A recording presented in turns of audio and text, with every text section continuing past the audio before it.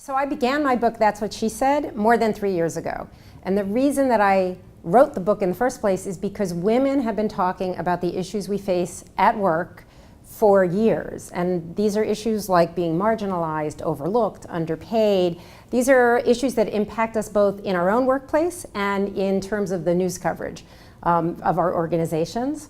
But we've been talking about it just amongst ourselves for years, and to me that is half a conversation. It gets you at best to half a solution. So the reason I wrote That's What She Said is because we need to bring men in if we're ever going to get to a complete solution. The interesting thing about this is when I started researching the book, there was a feeling, certainly among publishers, that this is a book that women would read. They might buy it for a man, but really only women are going to read it. And I was absolutely adamant that we need to address this book to men as well as women.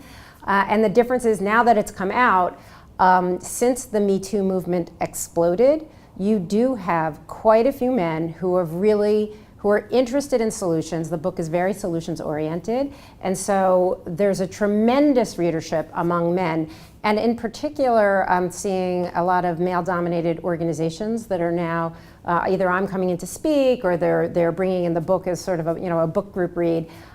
So yes, there's actually a real difference. There's an increasing realization that this is no longer a female issue. This is not a girl thing. This is an all of us issue, and that we all need to be in this together if we're going to solve both the extremes of harassment and assault, but also the everyday issues that women face of this gender gap that we're experiencing at work and that we're seeing the impact of in our journalism.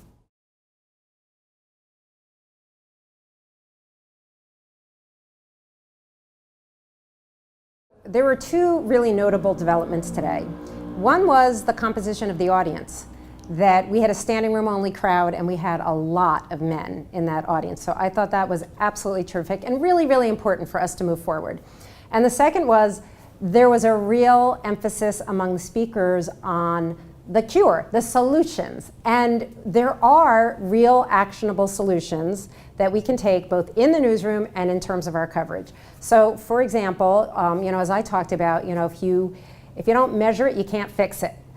But there are ways that you can measure. You can measure the gender balance in your newsroom. You can look at who is being promoted. You can look at women in leadership. I mean, it's a fact that women are the majority of journalism graduates from college, and yet they're only 1/3 of newsrooms. They're only 17% of leadership roles.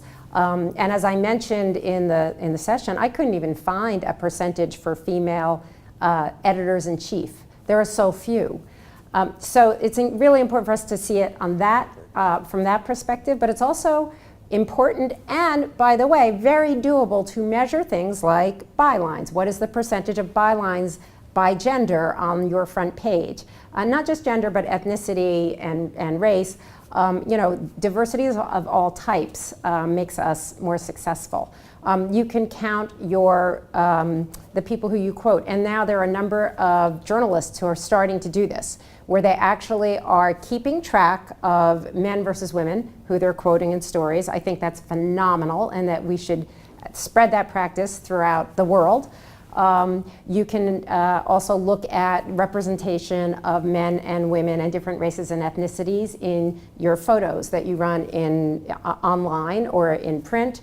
The people who you interview in videos and on television.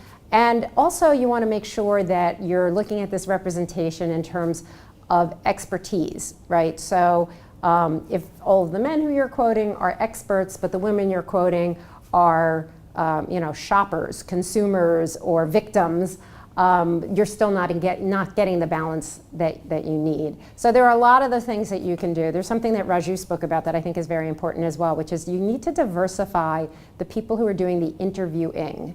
So too many organizations now, there's an understanding, I think, that when you have an opening, you should have a diverse slate of candidates to choose from.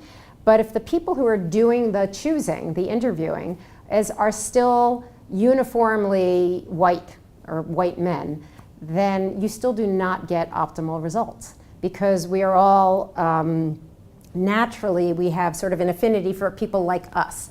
So you're going to miss really great candidates who are not like you. And so it's really important to have that diversity of the interviewers. And I think that that goes as well for when people are being evaluated for promotions, for bonus-worthy positions, for bonuses. You want to have a diversity of viewpoints so that you don't get stuck in the same cycle that we have been in for decades upon decades, which is white men choosing other white men to promote and to succeed them.